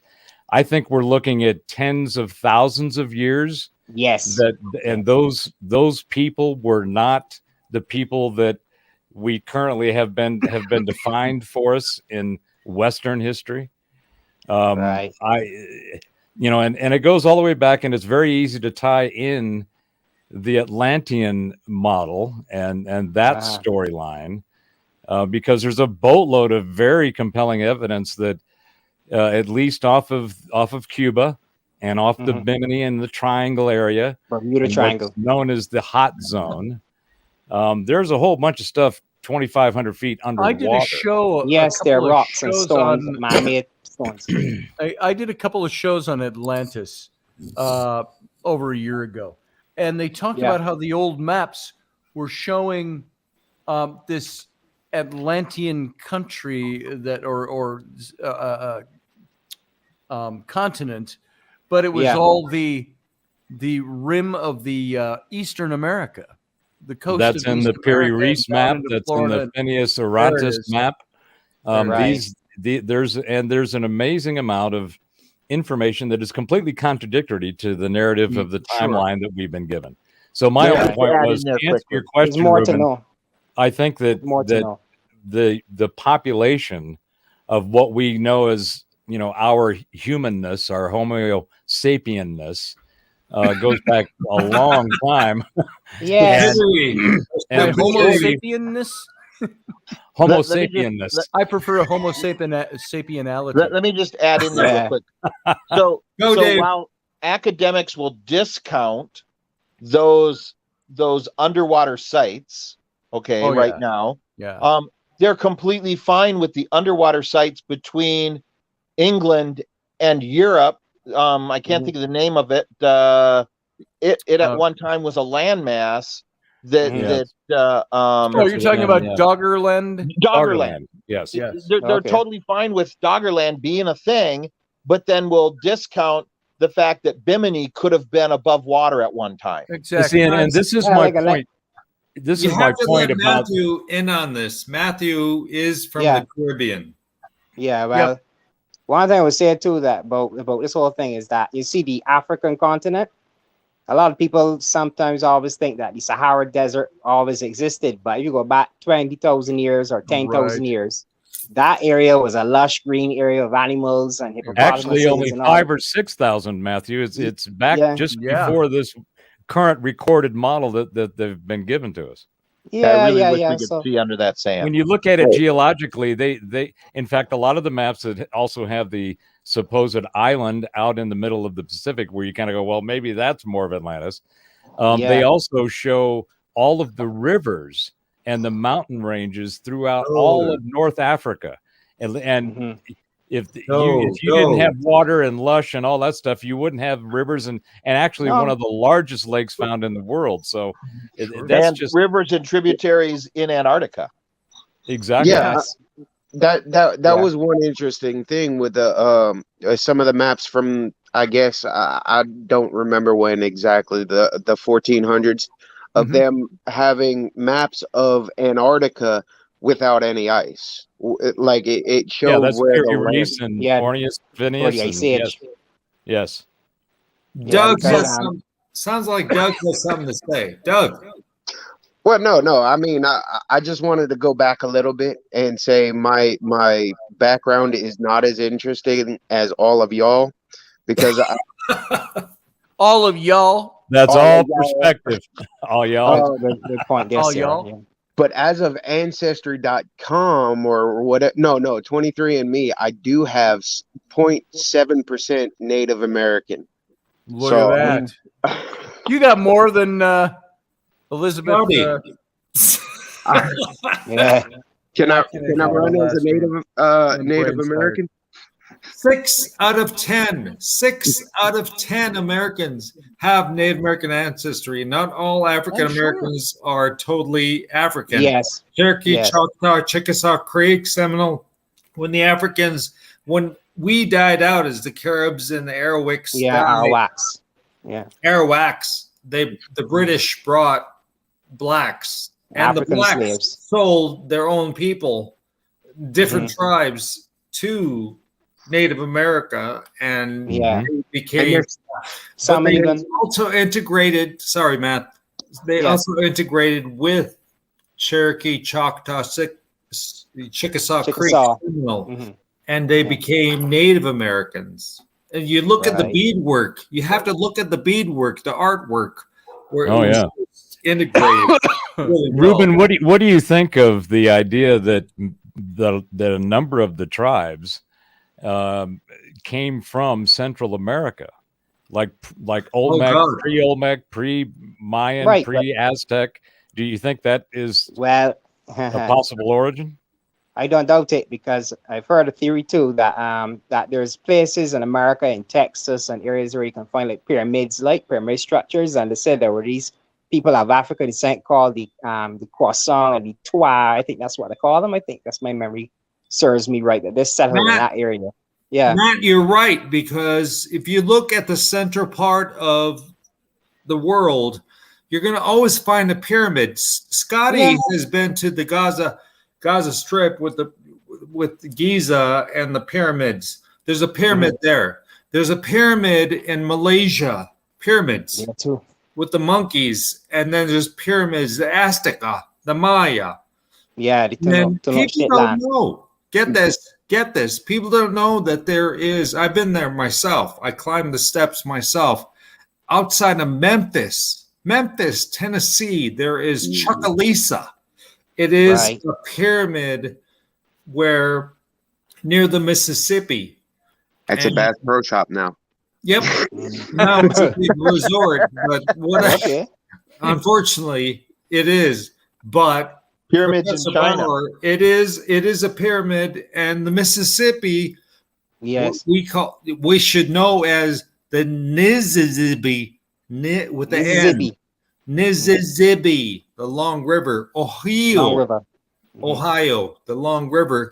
Connecticut, the Long River. These are all practical terms. They try to make a New England, New Zealand, or I'm sorry, New Zealand. Monongahela River. New Germany, New York, New Amsterdam. They try to make all these Spain, France. They ran out of the words, so they took on these Native American words. Minnesota, Wisconsin, where Scotty lives, Wisconsin. So all these words just were place names, lakes, rivers, land, whatever. And even in Matthew's country, there's Arawak. We call the Arawaks were called the Kalinago. I think that's what the original name was. The Caribs were called the Taino, Taino. That's a name for them too. And they ran out of words. So same thing with there was a pyramid. There was a pyramid in North America where they found copper from North Dakota that came down the Mississippi River. Yes. And they traded back and forth. So Native people were very industrious. So when you very go influential. you go, I'm just going to say this real quick. Shut it off. Jerry Seinfeld. I'm in New York. So Jerry Seinfeld from Long Island said, I love it. There's so many names that are Native. You said it right, by the way. He's from Long Island. Long Island. In Wisconsin. Yeah. So Jerry Seinfeld came from Massapequa in Long Island. That's where my girlfriend is from, Susie. And Massapequa means, in the native language, the Shinnecook tribe. It means by the mall. By the mall. Even then, they knew retail. Well, I mean, it's funny to hear people try to say the names of the towns on Long Island, like Yaphank, Connecticut. What's that? Kanoa, Syosset, Montauk, all of them. We had some great city names here in Wisconsin. If you go east of here, when we used to drive out to, and Dave, when we go out to the Crossroads Rendezvous out on Lake Michigan out there, you'd have to go through Oconomowoc. And my kids saw that, Abby and Bryn saw it when we drove out there, and they thought that was the funniest name. What is that? Oconomowoc. And you know, the sign language, the deaf people say, they're like 5-0. 5-0. There you go, 5-0. What does Oconomowoc mean? Do you know? It's okay. In that area, it means by the reeds. Because it was a very reedy place. Chicago is not Chicago. It's a Miami, and then Miamians live there, not from Miami, Florida. No, the Miami Indian. But Miami Indians. Chicago is really Zicago with the Z. Zicago. Zicago means smelly place. Okay. Why? Because so that hasn't changed because of its politics. South Chicago, not politics. South Chicago was a marshland, and wild onions grew there, and it smelled. So that hasn't changed in the last 500 years. Zicago. That's what they said. I was just looking at my monitor. Now we call it the Windy City. Red tonight. Yeah, because I heard a theory that Jamestown. I was out in the sun today too, so that helped. Yeah, I heard a theory that Jamestown Colony had a lot of infectious diseases that came on that area when the Jamestown Colony was established. Maybe it's all that red juice you're drinking. Pocahontas came along to help them out. Yeah. Because the Algonquin, and so I don't think they're at their area where the Jamestown Colony was. You guys are familiar with Graham Hancock, I'm assuming, yes. Right? Yeah. Love his work. I think it's one of his latest, if not his latest, is America Before. Yes. Highly recommend it. There's on YouTube, there's some free him. lectures and presentations he's done where he goes through what he found and the reason for the book. So, I'm bringing it up simply because of the whole idea of discovery. And I think this is, one of the things that we should all be not only aware of, but actually feel good about. We are in a transition. We keep hearing about, the different things that have happened within the financial system and the government shenanigans and corporate shenanigans and all the stuff. And, one of the key themes is that there's been a huge transfer of wealth, right?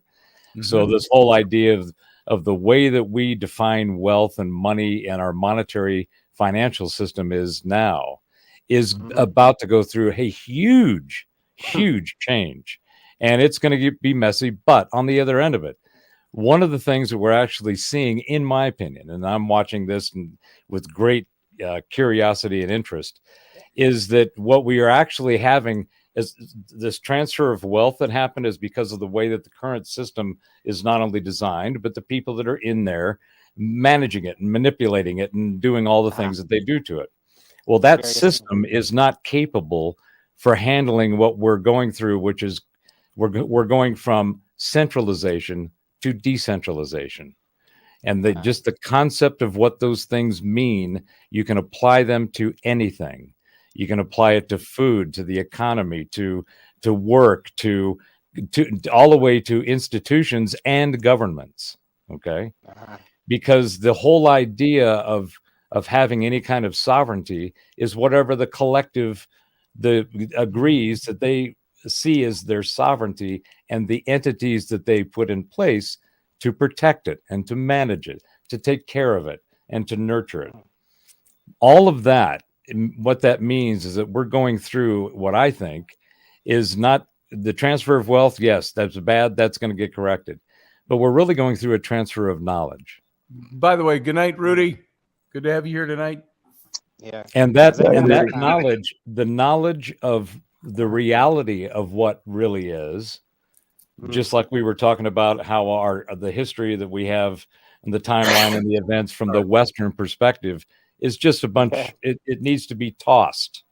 You can keep parts use them as reference, but the entire perspective and adding a bunch of things that are being ignored, blatantly ignored, obviously and purposely ignored, are becoming true. And that's one of the things about conspiracy theories, or at least the way that they're used. They're basically spoiler alerts, okay? Because the majority of what these conspiracy theory concepts are, from regardless of what it is, across whatever domain or entity or person, doesn't matter. One of the things they always have is that they eventually, in some way, shape, or form, become true. And that the real conspiracy that's going on is the people that are covering up what we are looking at as conspiracy theories. And what we are actually doing is, because of the access and the ubiquitous access to information of any kind, everybody is starting to become more knowledgeable.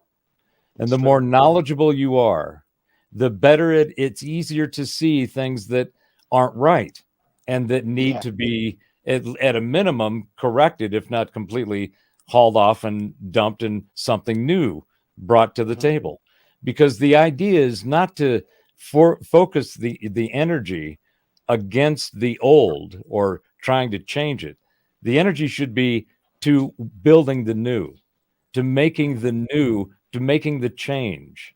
And we are seeing that across our entire human experience across the globe for the first time that we know of, although I think there could be some corollary or analogical events way back. But nonetheless, there's never been this many people just came here. up there. So there's a mass consciousness, transformative thing that's happening that's disruptive, and it's going from centralized to decentralized. And oddly enough, centralized back to the person. Everybody is starting to understand their own sovereignty and what that means to them. And Sarah Yusuf asks, does that mean culture will collapse if basic needs are being met? It's happened many times. I mean, how many times has socialism and communism and all these other different models of isms created exactly that environment, and they collapsed? When I'm sorry, but when you expand consciousness, you cannot unexpand it. It's That's like true. Exactly. when you throw a little pebble, like a Yes. little rock into a still pond, the ripples expand, and you can't stop that. You can't. No, stop you it. can't. And It it's is even float it's either way. happening on such a global level, and it's being supported by a number of frequencies and energies from the cosmos. There's different changes, the electromagnetic field and the various frequencies that make up us and the planet and the environment and the system and all that. There's a lot of change going on just based on the minimal telemetry that we have that we're watching, and they all have some interesting correlations and numbers. And the bottom line is there's cycles within cycles. We're going through the end of one into the beginning of another.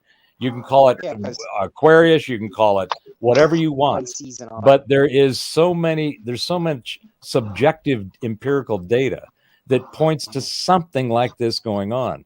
And if you watch all the narrative that's being pumped into your eyes and your ears and up your ass, and you hear try and stay away from the mass media because it's all junk. Well, when you just capture a few minutes of it, and then you walk outside and you don't see any of that. Right. You don't see, there's nothing. You go to the store, you don't see any of that stuff. So it's as if they constantly tell you, don't believe what you see, just believe what I say. Right. Exactly. When you expand consciousness, you cannot unexpand it. Exactly. That's it.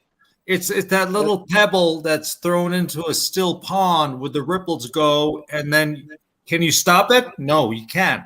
It just, here we are. This is that expansion right here. Yeah. Dave, Scotty, Doug, Bauer, me, Matthew, we're all expanding our consciousness. Sister Sarah, when she's not afraid to come on. I'm just going to say this real quick. We're bringing things to the I want Sarah in here. I want to hear Sarah's point. Yeah, little pink circle. Sarah, come on in. Ruben, what were you saying, Ruben? What was that? I'm just saying we're all bringing something to the forefront. I'm coming from New York. Scotty's in Wisconsin. Dave's in Minnesota. Grumpy's in Louisiana. Yeah. Louisiana, and Bowers in Four Corners. Colorado. Four Corners. Oh, Colorado. And so here we are. Well, wow. Literally in 4 different states. So. Hey, on that note, hold on 1 second. I'm gonna get going. All right, Doug. Ruben, okay. I'm gonna message you on Facebook because I have a few things I want to ask you. Friend me, Facebook. Yeah, we're friends. Of course. Ruben, of course. And Scotty. Yes, sir. Sometime either tomorrow or by this weekend, I want to talk to you about something. I want to try to start doing another kind of like show. Something off topic. All right. Got it. You got all it. right. Good night, guys. I'm on there. Yeah, Doug. All right. Okay. Bye. Cheers, Bye, Doug. Cheers. Matthew, I'm going to let you go too, brother. We're going to Okay. start wrapping it up here. Thanks for being here, Okay. Matthew. Thanks Night, for guys. Okay. putting your time in and contributing. Yeah, no problem. You have a good night, Okay. brother, out there in Thanks. your Caribbean paradise. Take Where- care, man. Now I got to ask you a question. Oh, and he's gone. Who did I get rid of? You That got you rid wanted of to talk- Professor Bauer. Oh, did I? He's here. Oh, he's here. Okay. I see what I did. Okay, so my That's a question nice for you. trick. You know what glowing- happened? I went to click Matthew's button to put him out of the studio, and he did it himself, and he disappeared, and yours moved over. And so I That ended up happened last clicking time yours. too. Yeah, that's what he said last time too. That's what he said. So last the time. glowing rock behind you, is that one of the Star Trek ones that you control with a phaser? Yeah, warms up No, his studio. that's a salt stone. I know it looks like it, but they make a stone. Yeah, a salt power. stone. My Behind friend your James head. has one that looks just You're like talking it. Looks about like a salt mine? stone. Yeah, You talking about that? yeah. That's a Himalayan salt stone. That's exactly right. Yeah. I have Okay. one. Okay, but so they make a product that looks just like that looks like a Himalayan salt stone, but you have a phaser that's a remote control, and you point it at it, and it makes the phaser sound and turns the light on and makes it glow. And then I want one of those. Down, Take my money too. Take my money. Bring it back up. I don't want one. I need one. I'll ask James where he got it. James Moline has it in his living room. Oh. It's effing hilarious. Hey, Sarah. There she is. Hey. Sister Sarah. Hey, Sarah. Hey. Hello, everybody. Live missed your input Ruben here. Fast tonight. Horse. Yeah, I actually, half an hour before the show, I actually fell asleep. Oh, So I've done that. Yeah. Loser. Yeah, it was Scotty told me earlier that we're going to be talking about fascism, so I was like, okay, I'll look it up, and then somewhere in between, I guess. Oh, I gotta hear that one. I've honestly, moment. Yeah, that was not a positive. That was not a positive vote for your show, and I've woken up like at 9 o'clock. Intrepid Radio, so fascinating. You'll sleep like a baby. You'll sleep He like a stirs baby. the pot. Scotty stirs the pot. See, that's what he does. He just Sarah didn't even need to be put to sleep by the show. It was the thought of the show. There's the pot. Oh yeah, now I just have to make it up. I'll try and there it is. First half during the day. You might want to bottle some of that up, Scotty, and you could sell, sleep aids. Oh yeah, wouldn't that be nice? Think of my show. You'll go out like that. Pour yourself a drink before you start talking to us, because yeah, really, yeah, it's fascism. Fascism. Ruben, how many of you hit? It's fascism.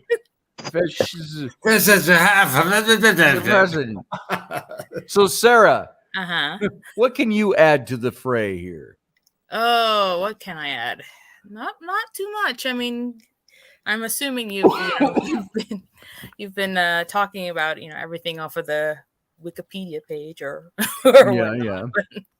So I mean, I think she just said, "Scotty, I got nothing to add. You did it perfectly." Right. That's what I heard. That's not what I heard. I'm sorry, you're muted, Professor Bauer. What was that? That's not what I heard. Yeah. Hey, Sarah, you got 3 white guys and a Native American on deck. So just I'm the token Asian token Asian girl. So Yeah, there you go. Token Asian girl. Yeah. It was. I probably should apologize to Ruben because Colorado man. The English found the Native Americans while looking for us. So the different type of Indian. So, but well, that's true. Wasn't Columbus? He was trying to find Spice India. China, route to China or something. I'll say this, Sarah, is that in my lectures here in New York and whatnot, New Zealand, Australia, that I've spoken with, I tell them that, people say, you go to a Native American elder in a village and say, how long have your people been here? He'll say, our creation story says we've been here for 12,000 years. And he'll roll out a buffalo robe. And there's a spiral of events. And then you ask an anthropologist, how long have the Native Americans been here? He'll say, the carbon dating says 12,000 years. They're both right. But there were four ice ages. And when I was born, on my back, lower above my spine, I had a Mongolian spot as big as a quarter. It looked like a bruise. And the doctors thought, the Native Americans abusing their children. But no, it's a Mongolian spot. Why? Because there were 4 ice ages, and I worked on the deadliest catch boats in the Bering Sea. Mm-hmm. And I could see Alaska. I mean, from Alaska, I could see Russia. And so it was common. And so the animals crossed 4 times in the 4 ice ages. and the Mongolians came down. I'm not saying that all Native Americans are Mongolian, but quite a few of them are. The Dene in Arizona. Plus, the the landscape looked a lot different too. Dene are the Navajo now. They call themselves Dene, but up in Alaska, they call themselves Dene Da. Dene Da. And they're the same linguistically. So when you want to know native people of this country in North America, you got to know them by the linguistic stock. Oh yeah, it's the same thing in Asia, and even in we were talking I think a couple of weeks earlier about the evolution of the name of God, the Elohim, from where that sort of originated, and you have your various gods and goddesses, and the way the names, as you go further out, the names actually evolve. From like for Astarte, Ashtar, Anu, it's There she is. Hey, Amanda. It's the same. There's that cultural. I love that. I love the fact because it applies to European standards, and Scotty and Dave and Professor Bauer can attest to that, where there were so many gods and goddesses in our frame of religion or spirituality that we had. Every culture has, Professor Bauer, a goddess of some sort or some way. It's the Virgin Mary in the Catholic Church. It's a white buffalo calf woman.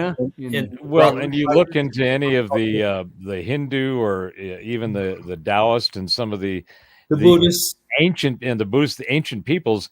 I mean, they got pantheons upon pantheons of gods, and there's a god for this, a god for that. There's gods get together and they collaborate and they conspire to do whatever it is that they do. You have to admit, Professor, that there's goddesses too. Oh yeah, that's what I'm saying, is that among those hundreds of different entities or deities, there's men, there's women, hell, there's the chimeras, there's all kinds of different animals are looked at in the term of, or in the sense of, a god or a divine being. But the whole divine being thing is, I mean, it's been seriously, and I think some of this has to do with some of the not just the times, but the substances that certain cultures would consume with regularity, that would give them all kinds of interesting things to see and experience, a la ayahuasca type things, visions and astral projections, and all kinds of different things get tied into this. But the idea that there is some other entities that have some individuality, some conscious, and some intent, and they meal about, and either they get with you and mess with you, or they get with you and help you, or they just stand back and watch, and they send you little messages. But all of these things are the ways in which these external entities that have been concocted for our reality, they're normal. They have those common characteristics. And what happens? They get packaged. So they get packaged into different lores and different myths and different pantheons and different, all the way to the divinity and created around the theology creates around a divinity, around an entity, whatever that might be. But they all have the same common characteristics. So that's where universalism or rational or realism really kicks in, because you go, well, all of that seems to have some relevance and certainly a number of experiences and entire histories that are written around these belief systems. So there is some common characteristic, but not any one of them can be or is the absolute in any sense of defining our reality, who we are, why we're here, where we're going, what is it that made us that we experience this. All those questions are just, it's all speculation, as I keep saying. All of these belief systems are nothing more than somebody's speculation. Sounds very Joseph Campbell in that sense. I love it. Yeah. Well, it just, to me, it makes sense. I like to think of myself more as a realist in that I'm looking at my personal empirical experience. Now, Scott, and that's what I base my acceptance on these things or not, because they're all major grand. They're all way outside our physical entity and experience. These are the ethereal things. Here's Amanda. And you look at it and you go, okay, well, everybody's got those kind of sensories and experiences, and they mean something along this line. So I can't believe in anything. I can only experience what I know. And knowing what I know is more important than trying to take somebody else's speculation and adopt it. Because that's just, all that is a recipe for disaster. Chad. Thank you, brother. Scotty, you've been to Egypt. You've seen things that are both deity and metaphysical in many ways. I've seen your pictures of that person peeking around the corner, Yeah. Share that with us. Oh, I've told that many times to this radio audience, but I never heard it. Short, if I bullet point it, I had a vision, which I don't normally have. I took pictures. 7 years later, saw something in the pictures. Had a shaman tell me it was a jinn. I had all kinds of spiritual connections connected to it. And it's a wild story. And so I've got pictures of something. And it's not like, there, you see that little blue misty thing there against the rocks? No, it was nothing like that. It was like a body. You saw the shoulder, the arm, the chest. It was an image. It was. And by the way, before the end of the show, I told you I was going to get one. Why didn't any Native Americans cross from Alaska to Russia? They couldn't get their bearings straight. But boom. Oh, Indian joke. Oh, there you go. Oh, did not see that coming. I wish I did. Woo! People ask me all the time, just in closing. There, that's my Indian joke too. People say, "Where do you go when you die?" It's your dad joke. Yeah, that's my dad joke. Where do you go when you die? As a Native hear what he said earlier, Sarah. And I always tell people we go on the ghost road. Yes, Professor Bauer. We go on I told Scotty this. We go on the ghost road, and we travel down. What is the ghost road? It is the Milky Way. Mm-hmm. So we travel south, and when we get, people don't know, through only Native Americans know that through naked eye astronomy, it separates. Mm-hmm. And at the point in the south, so when they say you go south, oh, he went south, that's what they mean. It's the old Indian way, you go south. And part of it is we're at the fork of the road. An old woman sits there and looks at your forehead or your hand for a tattoo. If you have a tattoo, she'll say, Professor Bauer, did you live a good life? Scotty, Dave, Sarah, did you live a good life? If you lie, she'll know. This old woman. And she'll say, go to the right. And when you go to the right, you fall off. It's a short path. You fall off and you come back to the earth in another form, reincarnation.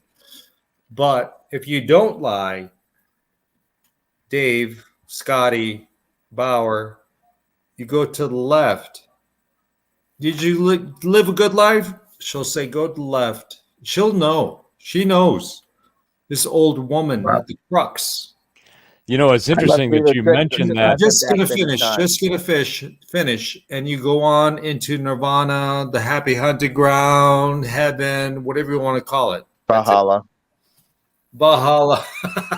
Love that. It's interesting you mentioned that, and you were using your hand. Hancock, in his lectures on that book, America Before, shows the correlation between both the Nile and the Egyptian symbology. And I think it wasn't Lakota, it might have been Navajo, but the hand, the symbol, has a circle with a line through it. And the initial interpretation was that it had something to do as a meaning or being a symbol for the tribe.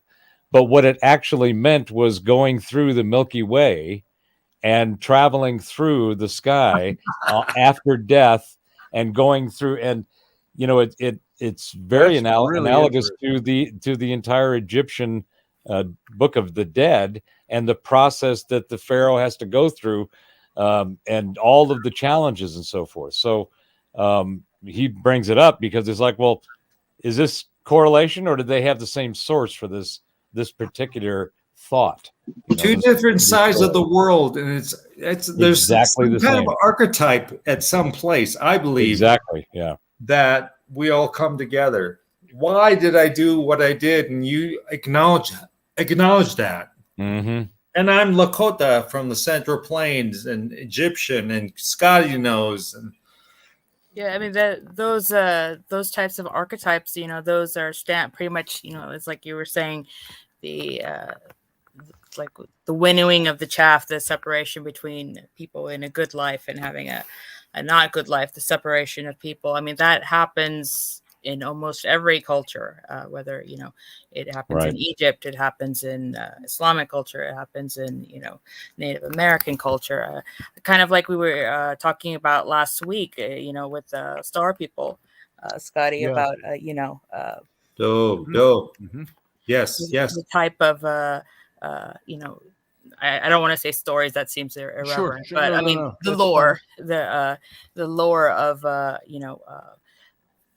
ascension and all those types of things in which you have entities coming down bestowing knowledge or technology, like you see in even in the South American gods with the Quetzalcoatl. I can't say it, but Quetzalcoatl, yes. Quetzalcoatl, or technological gods, to like Prometheus bringing fire to humanity.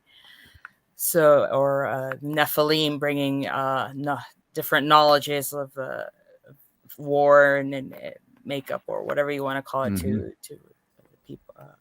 I think they were spreading some rather selfless genes as well, weren't they? Yes, they were. Nephilim, I mean, weren't they? Didn't they make a whole class of these hybrids that apparently ran amok and caused some trouble, but was having a good time, apparently, according to the stories, while they were running rough all over whoever they came up against. Well, now, you know what's very interesting about that? When you look in those passages that speak about the Watchers, the Elohim, coming down, intermingling with the daughters of men, and they married any of them they chose, and they loved them, which was very interesting. It wasn't just like invasion. It was, the passage distinctly says, they chose them, they chose the ones they loved, and they married them, which I thought was very interesting take on all of that. Well, when you think about it, that's interspecies mating, right, and procreation. Yeah. Apparently, the species were different enough, but similar enough to where the whole act of procreation could occur. Like the whole and the Orions. So it's like, okay, well, so there was a lot of differences. They had skills, capabilities, magic stuff. Green skin is they could do some things, but they still were able to copulate with the community, right? So, yes. And they made Sarah, Scotty, Dave, especially Dave, and then Bauer, Professor Bauer, and me. Scotty, look in your messenger file. I sent 3 photos. So I'm just going to quote a thing here, and then I'm going to cut out. I'm going to bounce. I'm going to say what Gene Roddenberry said in Star Trek. The acquisition of wealth should not be the driving force in our lives, but the means of our movement of bettering ourselves. And that could be Republican or Democratic. It doesn't matter. There are principles that transcend our politics. We are so lost in our stupidities, our politics. Every man has his opinions. but must listen to the other man, woman. We are not wrong or right. We are just are. And that's from the Buddha. So that's all I got to say. Nice. Well, Ruben, you have to get out of here. And guess what? We all have to get out of here. It's the end of the show. So perfect timing. And Professor Bauer, always a pleasure. You too, my friend. All of you, of course, gentlemen. Thank you. Sarah. And Professor Bauer, thanks for being here, brother. I'm going to start with you. I'm going to let you go. I'm out of here. Peace. See you, brother. Love you. Live long and prosper. Oh, I'll let Ruben go next because he gave the high sign. All right, brother. Misu, I will talk to you soon. Thank you, guys. And Sarah, thank you for being here. If I remember to stay awake. Yeah. Stay awake next time. I'll bring you in earlier. Right. Yeah. I mean, but quickly though, I mean, I was surprised for just from glancing at it, I saw a big correlation between fascism and Christianity. Yeah. So the whole the religious rights certainly. Certainly in the regimentation and the social hierarchy and all that. So yes. One of these days we'll get you to use your camera. You'll probably be wearing a pink burqa with a big S on the face, but no. Sure. That was for you, not me. Yeah. But I'll see you guys tomorrow. Are you going to be continuing this topic for tomorrow? Or are you going back to aliens? Probably not. I might get into an offshoot of this, but I think I kind of spilled my beans on this tonight. So okay, that's good. So I'll see you guys tomorrow. All right, Sarah. You have a good rest of your night. But by the way, because you fell asleep, you'll be up till 3:30 a.m. Wondering what to do. I have no doubt. Have a good night. Thanks. And Uncle Dave, I'm going to let you go. Give the kids a hug. I got to get back to sewing. Well, they're all in bed, thank goodness. Time for them to be in bed. A long time ago. School it's 11:11, well? Folks. There you go. Make school your wish. Going well?